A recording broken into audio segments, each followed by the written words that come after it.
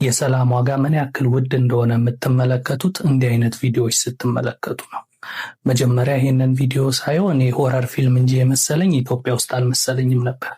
ምክንያቱም እንዲህ ያሉ ባዶ ቤቶች የምናየው በጣም አስፈሪ የሆኑ ፊልሞች ላይ በአንድ ወቅት ሰዎች የሚኖሩባቸው የነበረ ከዛ የሆነ አይነት አውሬዎች ምናምን መጥተው የአካባቢውን ሰው ሲበሉ ሲጎዱ እዛ አካባቢ ያሉ ሰዎች መኖሪያቸውን ለቀው ሲሸሹ የምናየው አይነት ገጽታ ነው እዚህ ጋር የምንመለከተውና ተመልከቱት። የፈለገ ውብ ነገር ብትሰሩ፣ የፈለገ ቆንጆ ነገር ብትሰሩ ያለ ሰውና ያለ ሰላም ምን ያህል አስፈሪ እንደሆነ ይህ ቪዲዮ በጣም ገላጭ ነው። እንግዲህ ይሄ ስፍራ የት ነው ብላችሁ ከጠየቃችሁኝ ሶደሬ ነው። ሶደሬ በአንድ ወቅት አይደለም የአካባቢው ሰው ይቅርና እኛ ራሱ ከአዲስ አበባ ሄደን የምንዝናናበት ቦታ ነበር። ቅዳሜና እሑድ በቃ ቦታ የሚባል ነገር ያልነበረው እጅግ በጣም የሚወደድ የመዝናኛ ስፍራ ነበር። በአሁን ሰዓት ግን ሰው የሚባል ነገር የለውም። እንዴት ጭር እንዳለ ተመልከቱት።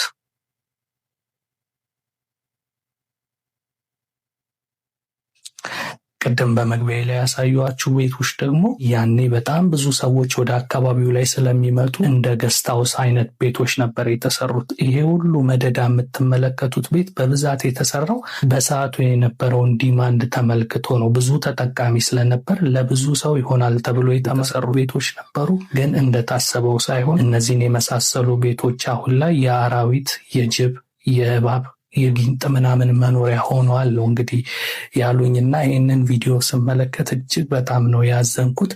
ከዛ ባሻገር ግን የተመለከትኩት ነገር ለካ ምንም የሚያምር የፈለገ ውብ ነገር ብትሰሩ ሰላም ከሌለ ዋጋ ቢስና ርካሽ እንደሆነ ነው የተመለከትኩትና እስኪ ይህንን ቪዲዮ ስታዩ እናንተስ ምን አይነት ስሜት ተሰማችሁ?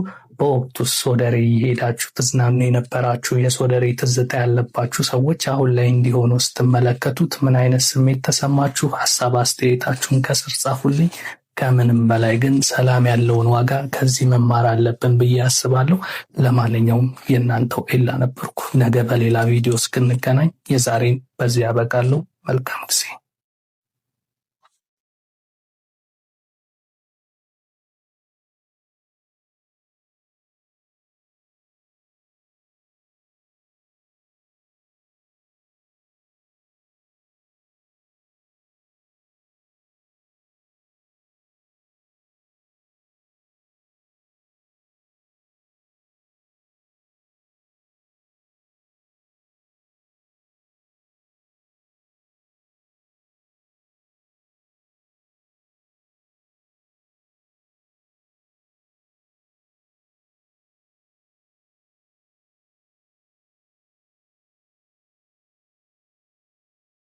ይሄ የዞምቢ ከተማ የመሰለ ቦታ የቀድሞ ሶደሬ ሆቴሎች ድርጅት ነው ቢባል ማን ያምናል?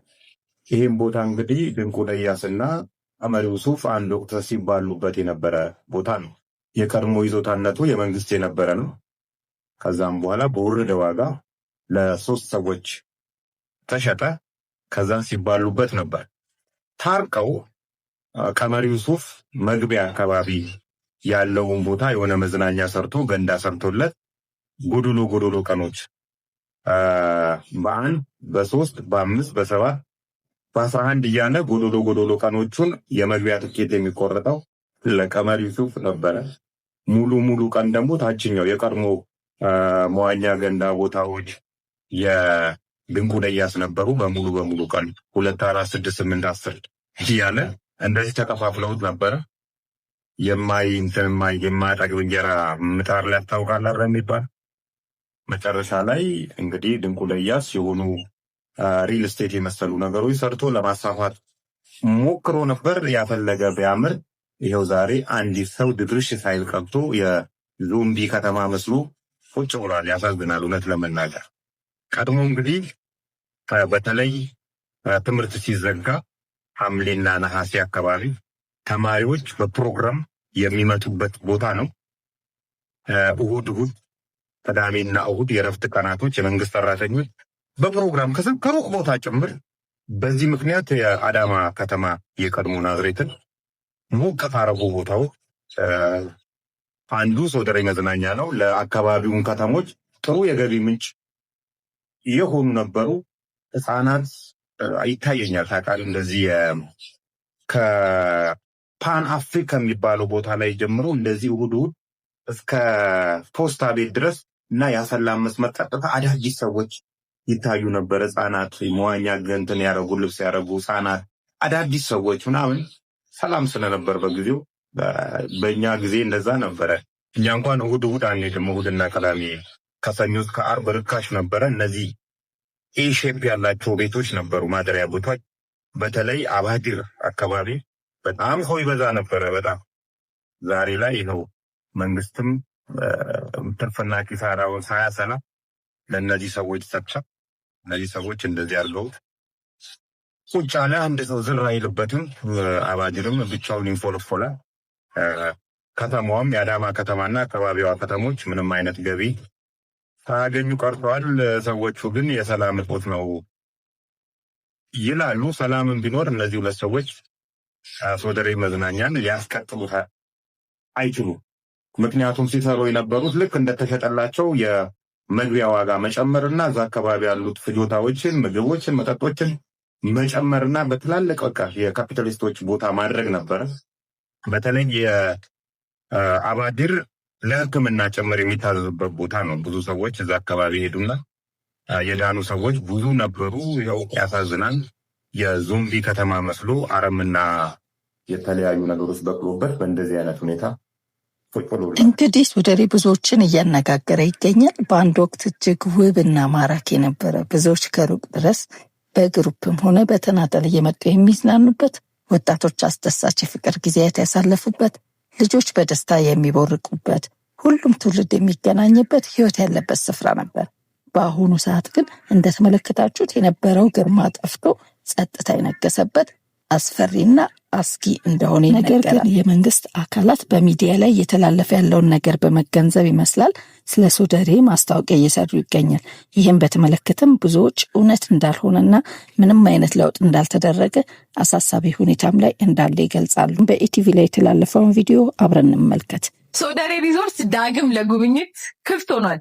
ለበርካታ ኢትዮጵያውያን የሶደሬ ስም ሲነሳ የልጅነት የደስታ ምንጭ፣ የቤተሰብ የረፍት ጊዜያት፣ የትምህርት ቤት የሽርሽር ጉዞዎችና የማይረሱ ትዝታዎች ወደ አይምሮ ውስጥ ይመጣሉ። ሶደሬ ከሪዞርትነት ባለፈ የብዙዎቻችን የታሪክ መዝገብ በውስጡ ታትሞ የያዘ ስፍራም ጭምር ነው። ለጥቂት ጊዜያት ያ ትዝታ ቆም ብሎና ቦታውም ደግሞ ጸጥታ ሰፍኖበት ቢቆይም አሁን ግን የናፈቃችሁት ተፈጥሯዊነት ዳግም ለጉብኝት ዝግጁ መሆኑን የቱሪዝም ሚኒስቴር በገጹ ባጋራው መረጃ ለመገንዘብ ችለናል። ከአዲስ አበባ በ125 ኪሎ ሜትር ርቀት ላይ የምትገኘው ሶደሬ ለመጀመሪያ ጊዜ የሚጎበኙ ጎብኚዎችንም ሆነ የቀድሞ ትዝታቸውን ደግሞ በድጋሚ ለማደስ ወደ ስፍራው ለሚመጡ እንግዶች እንደ ጥንቱ ለመቀበል መሰናዳቷን ደግሞ አብስራናለች። ይህንንና ሌሎችም ወቅታዊ የሆኑ መረጃዎች እንዲደርሳችሁ የኢቢሲ.ስትሪም የማህበራዊ ሚዲያ አማራጮቻችንን ፎሎ አድርጉ። እናንተስ ምን ትላላችሁ? በዚህ ቪዲዮ ላይ ያላችሁን ሐሳብ I'm an upcoming YouTuber. Any advice? More video. Sorry, I have to leave. That's why. I'm sorry. Yeah? All right. Guys, let's go. Made as a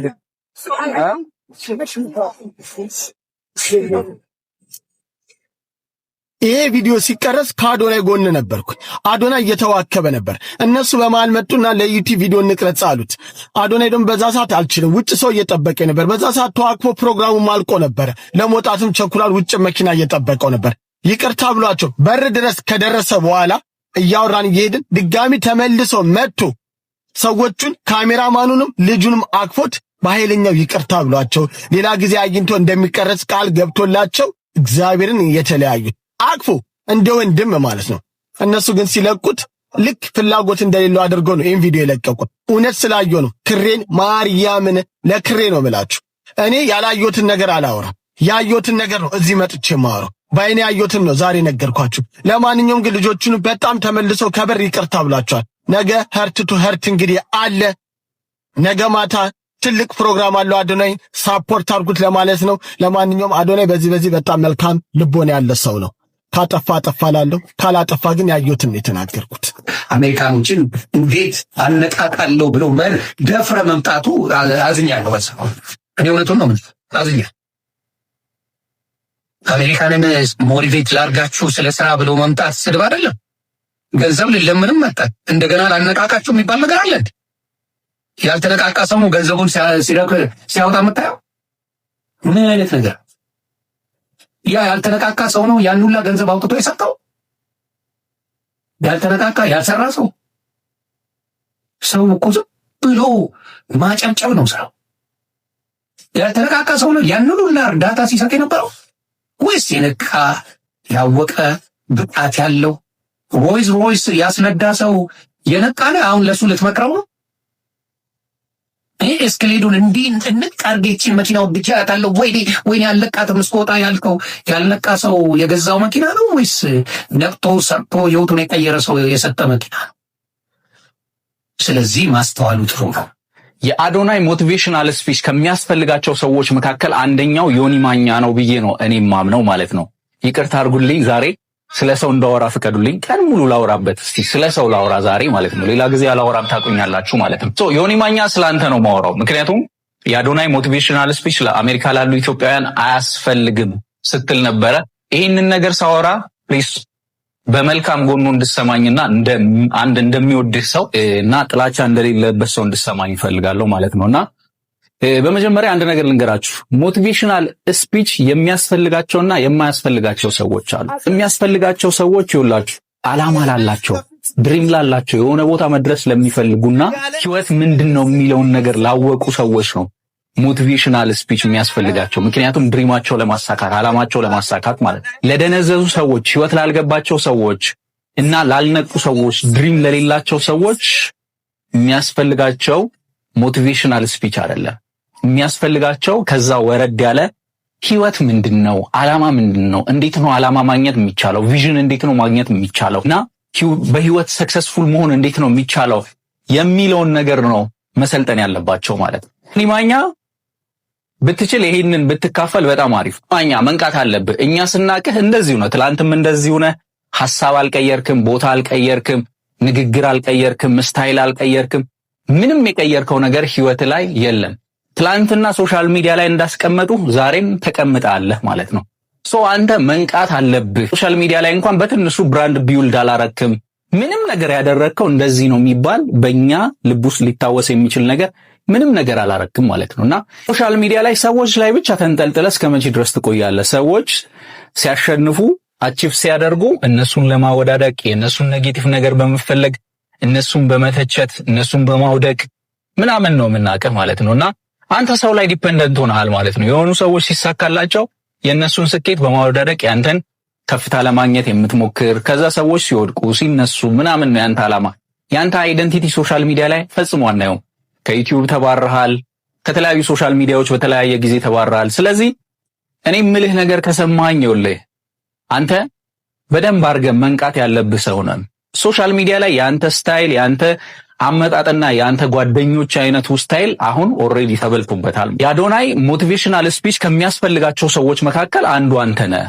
አላማ ካለህ ነው እሱም ማለት ነው። አላማ ከሌለህ ደግሞ ማድረግ ያለብህና መማር ያለብህ ነገር አለ ብዬ አስባለሁ። አሜሪካ ያላችሁ ሰዎች በደንብ እንድሰሙኝ ይፈልጋለሁ። አንድ ህይወትን ካሸነፈ ሰው የሆነን ቃል መስማት በጣም ትልቅ ኢንስፓይሬሽን ነው። የአንድን ሰው ያለፈበትን ታሪክ መስማት ትልቅ ኢንስፓይሬሽን ነው አላማ ላላቸው ሰዎች። ስለዚህ አዶናይን ሰፖርት አድርጉት፣ ከጎኑ ሁኑ፣ ሂዱ፣ ተማሩ፣ ህይወታችሁን መቀየር ትችላላችሁ። ላይፍ ይኸውላችሁ አንደርስታንድ ባደረገና ባላደረገ መካከል በጣም ልዩነት አለው እና የምትሉበትን ሞመንት ታገኛላችሁ ብዬ አስባለሁ። እንደዚህ አይነት ሰዎችን እንዳሰሙ ሲጀመር አሜሪካ ያሉ ኢትዮጵያውያን አንተን የሚሰሙ አይመስለኝም አሁን ላይ ነገሮች ሁሉ ስለተቀያየሩ ማለት ነውና አንተ ኦልድ ትሬንድ ነው የምታካሄደው፣ እኛ ደግሞ ርቀን ሄደናል። ያንን ልልህ ነው የመጣሁት። ዛሬ ቀን ሙሉ ስለ ሰው ነው ማወራው። ይመቻችሁ።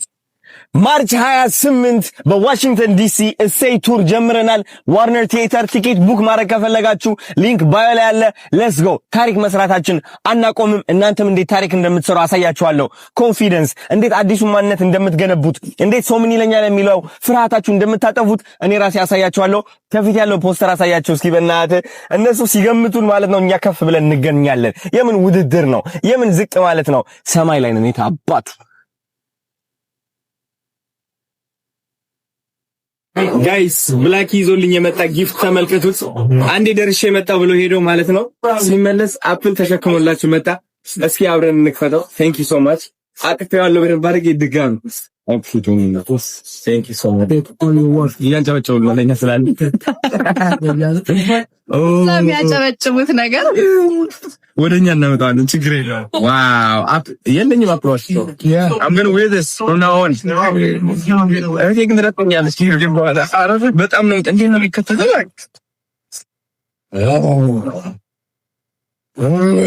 ከንስኩን ራሳቸው man thank you so much. Thank you so much. You deserve it, man. Huh? You deserve it. Damn. God damn.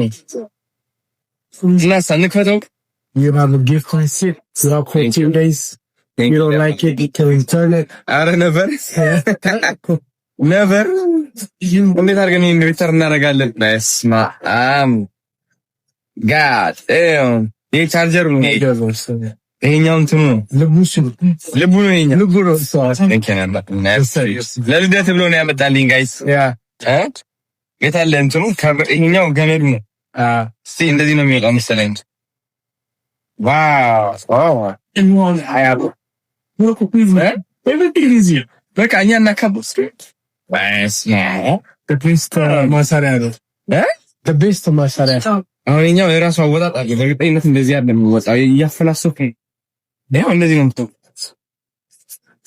እንደዚህ ነው የምትሰሩት ሁሉም ለራሱ በቃ ደስ ሲል አክራፈቱ አውቀው ነው እንደዛ የሚያደርጉት ፎርስ ፊዚ ከዛ ይሄ ታደርጋለህ እንደዚህ ስላይድ ይሄ ምንድነው ይሄ ደግሞ የራሱ እንትን እንቀጥዋለን እንደዚህ ይገርማል የብላክ ጊፍት ነች እንግዲህ በጣም አመሰግናለሁ ወንድም ማለት an amazing human man. Thank you. ከዛ የኛው እናደርገው አይደል? እንዴ and the kids እንደዛ አፕነት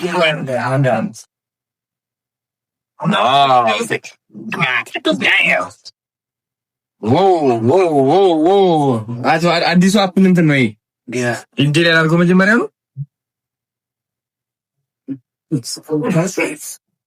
ማጥቢያና ማስፊያው ነው ይሄ Take it easy, always there. Oh my god, I always want to see that. Clean up well.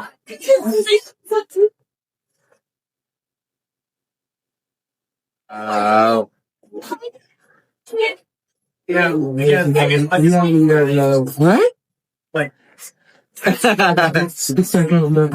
I saw your Instagram. This one, this makes I like to shoot it. Like a man. Yeah, same man. Damn. That's link. Black. Take. አንዳንድ ነገሮችን ግን መሆን አይቻልም። ስለዚህ ማድረግ አይቻልም። ማናችን አዶናይን መሆን አንችል ስለዚህ ይሄን ሞሪያ ላይ ያደረኩት ሁላችንም እንደሱ መሆን እንፈልጋለን አንችል ይሄ ለጥቂት ሰዎች ብቻ የሚሰጥ ጊፍት ነው ብራል በተመረጡ በጣም በብዙ ፈተና ታይተው ላለፉ ሰዎች ብቻ ፈጣሪ ያዘጋጀው ወጣማ ልብ የሚባል ነገር አለ ያንን ማለት አንችልም አብዛኞቻችን አይመስላችሁ